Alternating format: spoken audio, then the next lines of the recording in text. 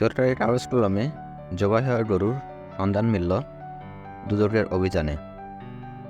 Mohammadpur বেড়িবাঁধে Sadiq agro ফার্মে মিলল এই নিষিদ্ধ গরু।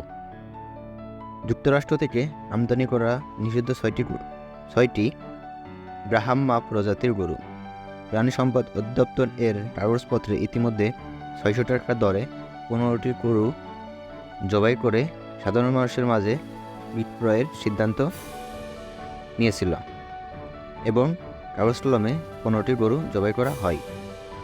তবে ছাগলকাণ্ডের পর জানা গেল সেই গরুর দখলে আছেন সাদিক এগ্রো এবং কাগজ কলমে ১৫টি গরু জবাই করা হয়। এই গরুগুলো সরবরাহ করা হয়েছিল, এগুলো মানে জবাই করে ভ্রাম্যমাণ বিক্রয় কেন্দ্রের মাধ্যমে সুলভ মূল্যে বিক্রয় করার জন্য গত রমজানে দেওয়া হয়েছিল। কিন্তু সেই গরু মানে জবাই না করে তারা এখন পর্যন্ত জীবিত তার ফার্মে পাওয়া গেছে।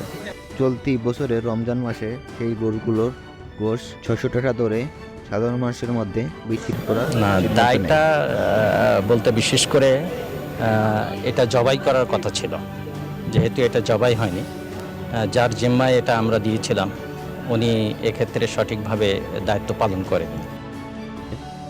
যুক্তরাষ্ট্র থেকে ১৮টি ব্রাহ্মা গরু আনলে শাহজালাল আন্তর্জাতিক বিমানবন্দরে আটকে দেয় কাস্টমস। জব্দ করা হয় গরুগুলো।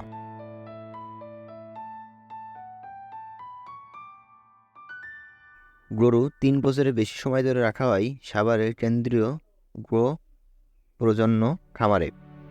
চলতি বছরের রমজান মাসে সেই গরুগুলোর গোশ ৬০০ টাকা দরে সাধারণ মানুষের মধ্যে বিক্রি করার সিদ্ধান্ত নেয়। তখন সেই দায়িত্ব নেন সাদিক এগ্রোর পরিচালক ইমরান হোসেন। এই গরুগুলো জবাই করে গোশ বিক্রি করার কথা থাকলেও তার কোনো হদিস মেলেনি।